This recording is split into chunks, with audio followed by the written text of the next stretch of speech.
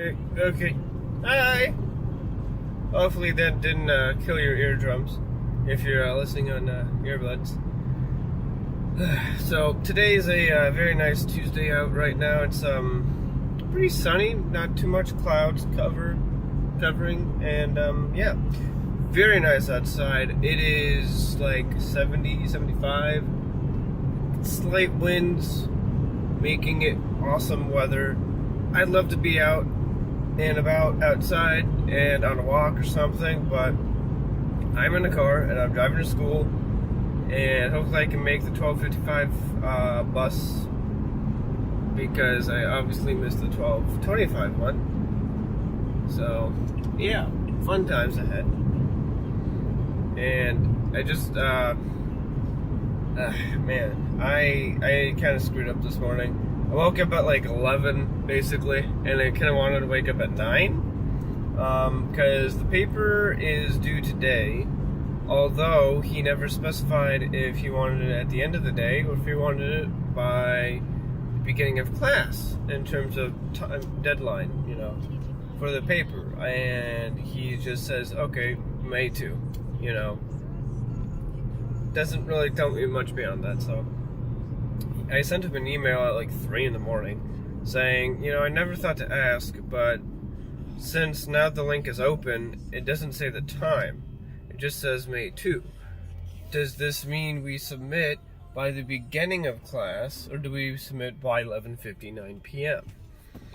And as of like 9 o'clock this morning, he saw my email and he did not respond. So my read receipt, he said, okay, send it, that's fine. But he didn't act on it. And it was just 3 questions I had. And the third one was the one about the timestamp. That was probably the more important one, because quite honestly, I could do the other 2 questions on my own and just assume that I can, or that I am still in his ballpark of what he wants for the paper, because he was vague with instructions, kind of. It's a pretty open book kind of paper. It's basically almost whatever you want to write about, but you have to consider global impacts or how something will affect the components of the economy and ethical standpoints on that matter and whatnot. And for example, one of them was how ICT technologies will impact the education globally, like the quality of education. And I could write about that maybe, but quite frankly, it's like there's a lot of stuff to what he has on the PDF that it's like, for example, if you've taken the SAT exam and ACT exam, then you know that sometimes you're given questions where they tricked you using more information. Wow, I got really accelerated. So basically, it's like he gave me so much information in the prompt that's kind of confusing as to what I'm really supposed to work off of. It's kind of confusing and maddening. So I'm kind of just like, yeah, can I just, I don't know, do my own thing, because this stuff's kind of insane. And it wasn't that I need to get approved. It was just I wanted to know for sure if what I wanted to write about was okay. And I told him I just want to write about the topic that I couldn't present on, that you've had initially told me someone beat me to it, the autonomous car. So I'd like to write about that.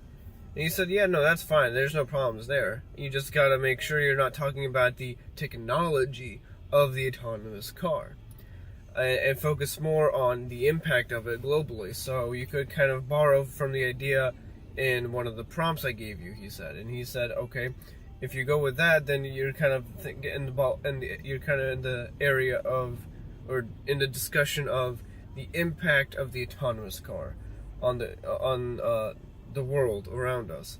So that includes how did it impact how is the autonomous car going to impact the developed world, including countries like Japan, US, China, UK, France, like that, and then developing countries included. So basically, I have to talk about the impact of the autonomous car on the third world countries or developing countries, however you want to say it. It doesn't really matter. And then countries that are well off, like the US, the UK, and so on. And Australia was actually a third country I found some information on in a source material I found. It wasn't, it was like a secondary source, and I found the primary data that they were talking about in their stuff, so I found that and I'm using that in my paper as well, because it lists the degrees of autonomy, and it's very interesting stuff, but, you know, I don't want to be banking on one place at a time. It's wise to have enough material. It's also wise to not bank on one over the others, or certain ones over the others, when you have a bunch of reference material. It's bad strategy or it really just leads to poor writing if you list a bunch of sources but you really use only like 2 particular ones or something like that. That's not the greatest idea. And when the reader's going through, if they're the kind of reader that goes through the references and tracks down what's going on, mapping the reference to what you're saying in your actual content, they will pick up on the fact that you're really using a particular source over others.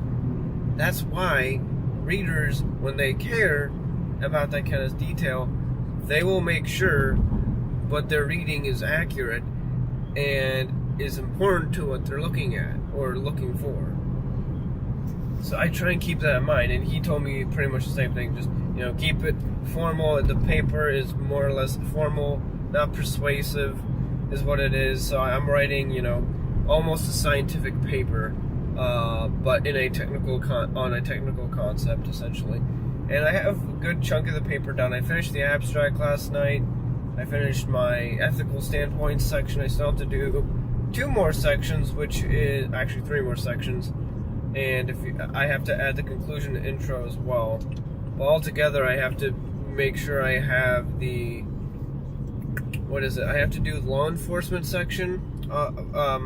Basically, how does the self-driving car impact our law enforcement officers, and that section of our, you know, global world, global aspects of autonomous car stuff. So it's pretty interesting. The other stuff was how does the self-driving car impact the environmental industry? So how does emissions cut down relative to what's currently out there? What does that really spell for us? And that's okay. So that's law enforcement. That's environmental. The other one was insurance. And insurance. So if you never thought about it, the autonomous car actually has some unique disruptive aspects to it as a technology package. Because the autonomous car, what it does is, because you have, in the ideal setting, with a fully autonomous car going about through your roads and maybe through a smart city, which is just a city where electronics are able to communicate via buildings, roads, signs, cars, and so on. And it's all very much alive, basically, digitally speaking. So you have that, and it has to be managed. But getting away from that, the autonomous car, in that case, it's dealing with all this information, and like I said before, ideally, it's reducing the crash count. So you're having crash avoidance systems installed into these cars, programmed. And part of them, now, when in place for insurance policies, you also have to account for the ethical standpoints, which is something like I was reading in one place, utilitarian ethics. We want, as United States citizens, a lot of people in their work, in their survey, I don't remember how many they asked. I know it was more than 100, but their study basically concluded that a lot of people in the USA, we want utilitarian ethics installed into the programs onto the car. And even though we don't mind having them and we love the benefits of the autonomous car, that doesn't mean we're willing to pay more for it.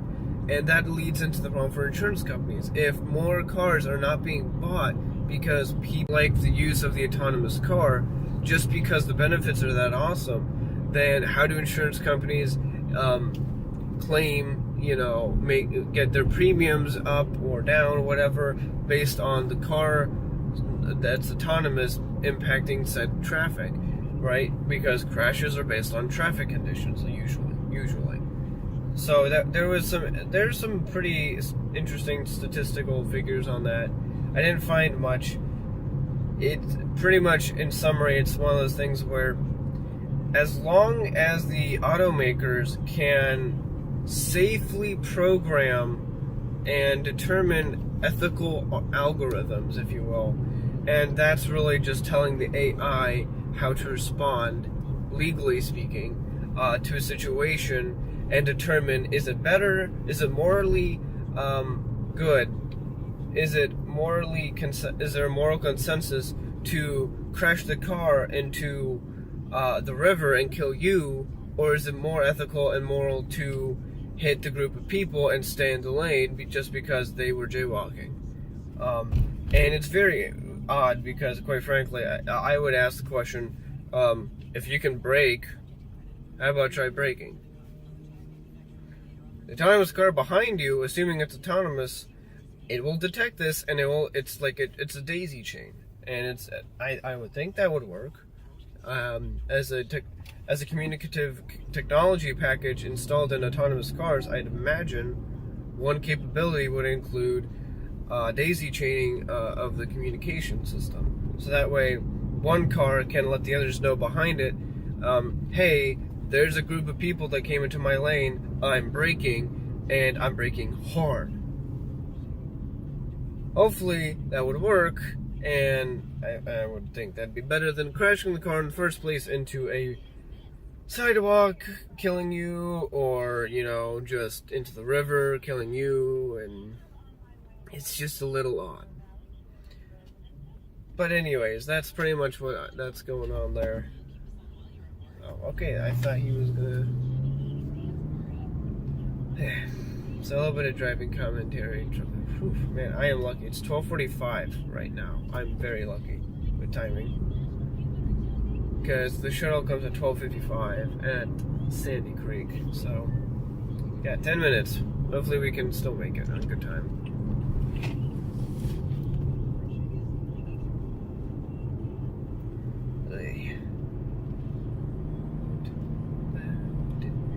So, how's your day going? I didn't ask this at the beginning, I apologize, but just wanted to kind of talk about what's on my mind, I think I'm saying quite too much. But anyways, yeah, so I hope your day is doing good. 95 dog. I hope you're enjoying the weather, the week so far. It's only been 2 days in now, because today's Tuesday. And if you're not already, hey, go outside and enjoy the weather if you can, because you never know when it's going to stop being as good. Soon we'll have pools open. I can't wait for that. And then hopefully I don't know, maybe I'll have an internship this summer. I found out, actually, that I could have a job this summer, and I could push the classes that I was going to take this summer. I could push them into the fall semester if I want. Only if I get a job this summer and I opt to try and participate in this accelerated master's degree program. So not only do I get a bachelor's, effectively, I will also get a master's. And it takes usually an extra year is the idea. They require 2 extra classes, and they substitute them in. So it's a potential. I don't know how to do it, obviously. So I have to kind of talk to an advisor. I'm supposed to have an advisor, but I don't. So, yeah. I have to have a few important conversations with my advisor. And it's going to be a little crazy hectic for a little bit when that happens, because I have to have a conversation with my parents without telling them that I have double declared concentrations programming, which is what I wanted in the first place when I walked into the IT program. And what my dad's telling me is take information security concentration. So I just said, screw that, I'm doing both. It's not overachieving, it's me getting my way, quite frankly. Which means putting a lot of homework and a lot of extra effort on my part, but you know, what do you do? It's a case of take a major hit and sacrifice, or, you know, take a minor sacrifice, take a bruising a little bit, but, you know, you get back up on your feet, in my opinion, this way. I really love programming, and oh my god, I just want this summer to be something I can be proud of, honestly, because last summer was absolute crap. Not this one, buddy, just the next one.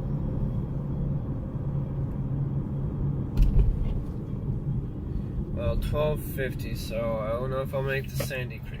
We'll definitely make the other one.